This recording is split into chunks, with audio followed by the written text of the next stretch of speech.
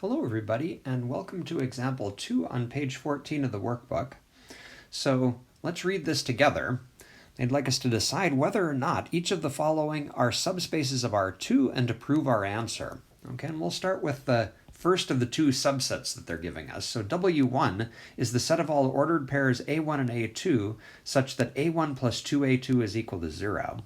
Now it's convenient to rewrite this equation that they're giving us in the form a1 equals negative 2a2. Okay, we'll kind of use that fact as we go through this. And it turns out that W1 actually is a subspace of R2. Now the question is, what would we need to do to show that?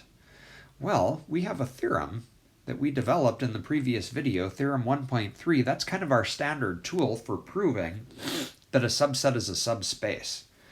So to do that, we need to prove that these three statements are true about W. Let's do that. Okay, so the first claim here is that the zero vector is in W1. Okay, I'm just making that claim. How do we know that? Well, to show that something's in W1, we have to show that it satisfies this equation. Okay, notice then that 0, 0 is in W1 because 0, the second coordinate, well actually the first coordinate and the second coordinate is equal to negative 2 times 0. So what we've demonstrated is that this statement is true if A1 and A2 are both equal to 0. Okay, so we have just verified the first statement in theorem 1.3. Now we have to verify the second two statements.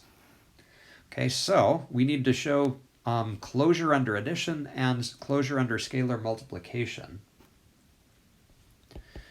So to get started on that, we need to take any two vectors that are in our W1 and any scalar. Okay, and see if we have those two properties of closure. Okay, well, before we can really get rolling on this, we have to ask ourselves, saying that x and y are in W1, what is that really saying? Well, the property that we have to live in W1 is this again. Okay, so the first coordinate has to be negative 2 times the second coordinate, so we know that x and y both have to fit that form. All right, so we'll start by writing that down. We know that x has to look like negative 2AA. Notice that the first coordinate is negative 2 times the second coordinate, and same thing for y. Okay, its first coordinate has to be negative 2 times the second coordinate. Okay, where a and b are just some numbers that are in R. Okay. And so what we want to show is that if we take x and y and add them together, that's still in the set W1. Okay, so let's add x and y. Negative 2AA and negative 2BB. Okay, if we do the addition and do a little simplification, notice that takes the form negative 2 times a plus b and a plus b. So what we've demonstrated is that the first coordinate is indeed negative 2 times the second coordinate, and that's exactly what it means to live in W.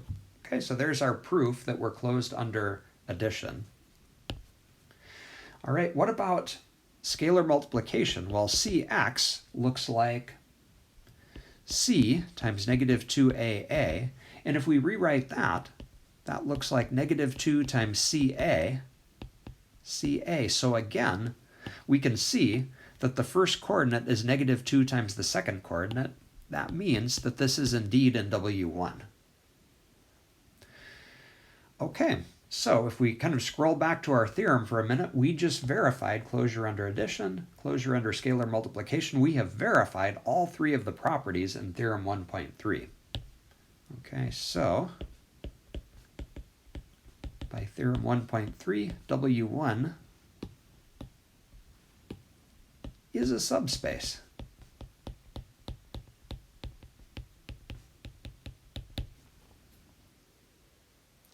Okay, now we're done with the proof there, but I'd like to add just a picture of this so you can picture what this subspace looks like.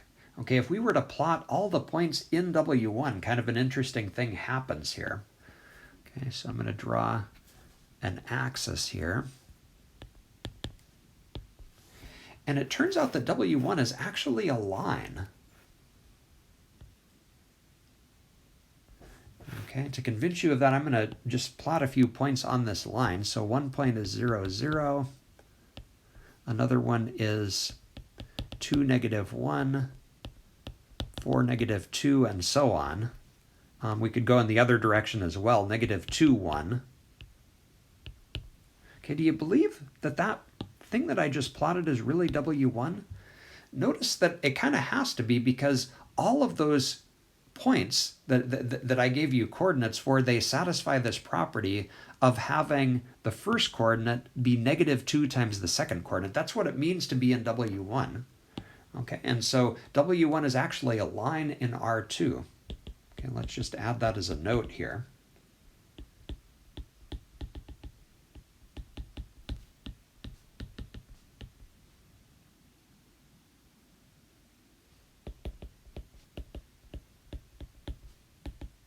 Okay, so it's a line that goes through the origin. Okay, well, what about W2 then? Okay, let's scroll back up so that we can see what that set was. Okay, we'd like to ask the question, is W2 a subspace of R2? Well, to be a subspace again, we would need to show that it has all three of these properties. And notice that with that set, actually the first property fails. The 0 vector is not in this set, because if you take 0 and substitute it in for both A1 and A2, this ends up being a false statement. Okay, so we could go down here and just make that observation. So since 0 plus 2 times 0 is not equal to 1, okay, again, I'm kind of just using this statement and checking to see if it's true. It's not true. If we plug 0 in for A1 and A2, that tells us that the 0 vector is not in our set. And if you think about it, that's enough to tell us that W2 is not a subspace, because to be a subspace, we need all three of those properties on this list up here. Showing that any one of them is false is enough to show that we're not a subspace. Okay.